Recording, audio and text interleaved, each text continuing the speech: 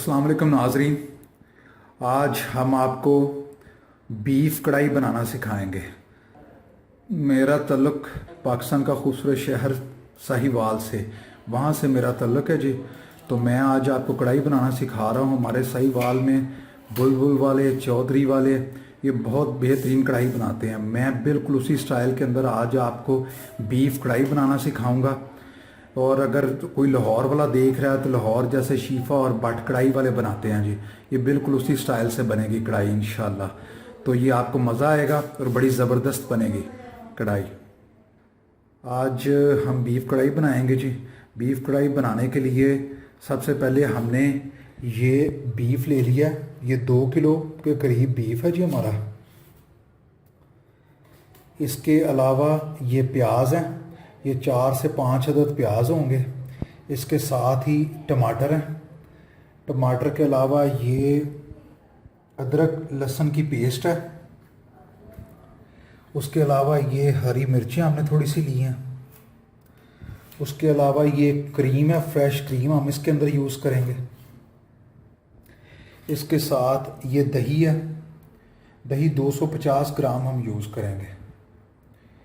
इसके अलावा हम यहाँ पर आ जाएं तो ये सूखी मेथी है। आप मेथी यूज़ कर सकते हैं, ना भी डालें तो कोई मसला नहीं है। इसके अलावा ये हमारे पास गरम मसाला है, ये हम आधा चम्मच यूज़ करेंगे। ज़्यादा गरम मसाला यूज़ नहीं करेंगे क्योंकि ये सीने में जलन पैदा करता है। इसके अलावा ये दादरी हुई मिर्च है, सुर्ख मिर्च है दादरी हुई। सुर्ख मिर्च का हम चम्मच इस्तेमाल करेंगे 1। उसके बाद ये हमारे पास हल्दी है, हल्दी का हम 1 चम्मच इस्तेमाल करेंगे। इसके साथ हमारे पास सुर्ख मिर्च है, सुर्ख मिर्च का हम 1.5 चम्मच इस्तेमाल करेंगे। नमक का हम 1.5 चम्मच इस्तेमाल करेंगे। और ये काली मिर्च है, काली मिर्च हम आधा चम्मच इस्तेमाल करेंगे जायके के लिए। ये हमारे पास इंग्रेडिएंट्स है जी सारे के सारे। आज मैं आपको कढ़ाई बनाना सिखाऊंगा बिल्कुल जैसे हम रेस्टोरेंट वगैरह पर खाते हैं। इंशाल्लाह आपको मज़ा आएगा कढ़ाई खाने का। तो मैं शुरू करता हूँ जी।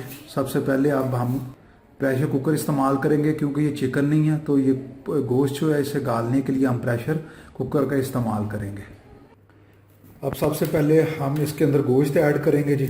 ये गोश्त हमने रख दिया। अब इसके अंदर प्याज ऐड करेंगे।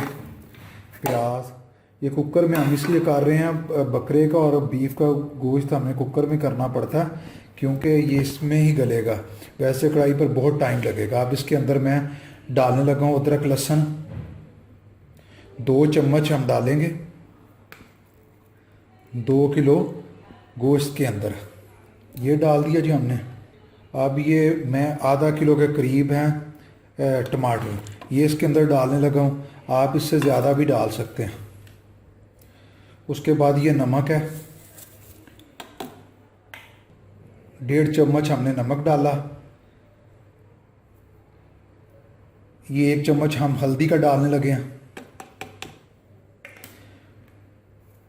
2 चम्मच हम सुर्ख मिर्च के डालेंगे जी।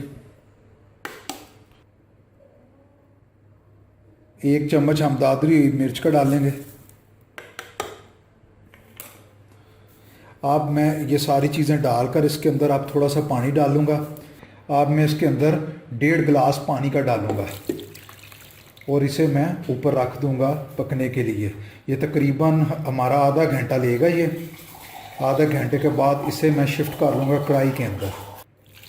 ये 1.5 गिलास पूरा हो गया।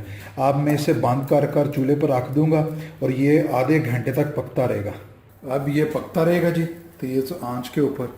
ठीक है जी। अब इसे मैं 30 मिनट के बाद देखूँगा। अब ये 30 मिनट हो चुके हैं जी। अब मैं इसका चूल्हा बंद करके इसे उतार कर खोल कर देखूँगा। अब मैं इसे खोलूँगा, खोल कर देखते हैं गोश्त का क्या बना। ये देखें जी, ये हमारा गोश्त गल गया। अब इसे मैं कढ़ाई में उतारूँगा। कढ़ाई में उतार कर बाकी प्रोसीजर आगे मैं आपको दिखाता हूँ।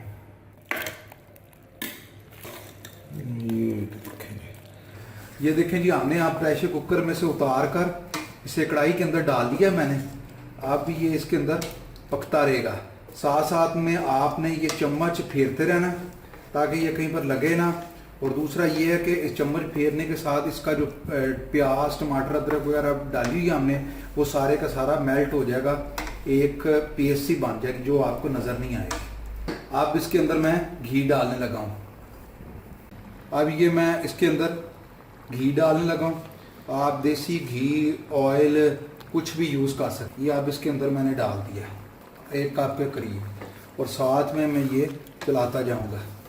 अब इसे भूनते जाना हमने। जब ये घी छोड़ देगा तब इसके अंदर मैं क्रीम दही वगैरह डालूंगा और एंड के ऊपर हम मक्खन डालेंगे। ये साथ आपने हिलाते जाना, चमचे को नहीं रोकना। ये देखें ना, मैंने आपको कहा था कि ये इसके नीचे प्याज को चम्मच फेरते जाएंगे। ये सारे का सारा जो इसकी ग्रेवी है उसमें बिल्कुल अब प्याज वगैरह कोई चीज़ नज़र नहीं आ रही। इसलिए मैं कह रहा था चम्मच आपने साथ साथ फेरते जाना, चम्मच ना रोकिएगा। उसकी वजह से ये प्याज टमाटर वगैरह जितनी चीज़ें हैं ये सारी की सारी ग्रेवी बन जाएगी।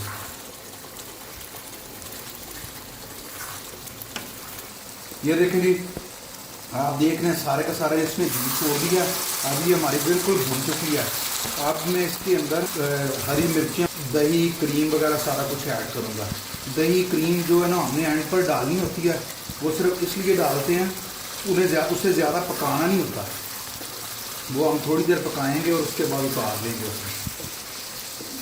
अब मैं ये इसके अंदर दही डालने लगा हूँ। दही को देखे मैंने अच्छी तरह बीट कर लिया है। इसके अंदर वो दाना नहीं रहना चाहिए, अच्छी तरह इसे फेंट लेना है। दाना रहेगा तो मसाला ख़राब हो जाएगा। ये मैंने डाल दिया दही में। अब ये क्रीम है मेरे पास, अब इसके अंदर क्रीम डालने लगा हूँ। ठीक है जी, ये क्रीम डाल दी मैंने। अब इसे चम्मच फेरते जाएँ साथ साथ। अब आपने इसे भूनते जाना है। इसे हमने अब ज़्यादा नहीं पकाना।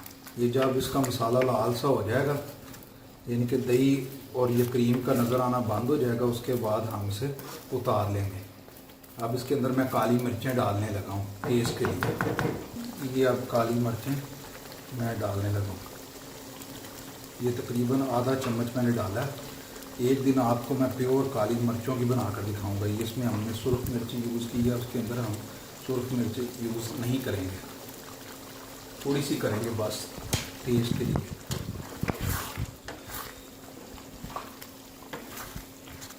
अब इसके अंदर ये मैं हरी मिर्चें डालने लगा हूँ। ये मैंने काट हरी मिर्चें डालने लगा हूँ। अब मैं इसके अंदर जी ये मक्खन डालने लगा हूँ। मक्खन है 1 पाव के करीब। आप इसके अंदर अगर मैं सारे का अगर घी ना डालता तो फिर मैंने 1 पाव ही डालना था। अब मैं इसके अंदर घी डाल चुका हूँ। आधा पाव डालने लगा हूँ ताकि जायका अच्छा सा बेहतरीन सा बन जाए। अब ये देखें मैं इसके अंदर मक्खन रखने लगा हूँ जी। मक्खन रख कर इसे मैं थोड़ी देर के लिए ढक्कन दे दूँगा ताकि ये अच्छी तरीके से मेल्ट हो जाए। उसके बाद हमारी ये कढ़ाई बिल्कुल रेडी है, हम उतार लेंगे। ये देखें जी, अब मैं इसे उतारने लगा हूँ। ये देखें हमारा सारा जो मक्खन है ये मेल्ट हो गया। अब ये कढ़ाई हमारी बिल्कुल रेडी हो गया, ज़बरदस्त किस्म की ना जी। ये मक्खन ऊपर आ गया सारा। अब ये मेरी कढ़ाई बिल्कुल रेडी है, आप सर्व कर। अब मैं इसके ऊपर अदरक डालने लगा हूँ जी। ये हमारी बिल्कुल ये लंबा लंबा मैंने काटा हुआ है अदरक, बिल्कुल रेडी हो गई हमारी कढ़ाई। अब मैं इसे सर्व करने लगा हूँ जी।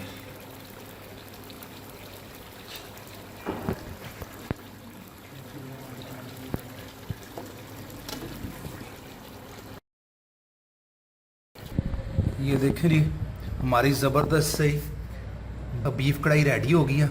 अब मैं इंशाल्लाह आपको किसी दिन मटन की कढ़ाई बना कर दूंगा, उसके साथ चिकन की कढ़ाई भी आपको चेक करवाऊंगा।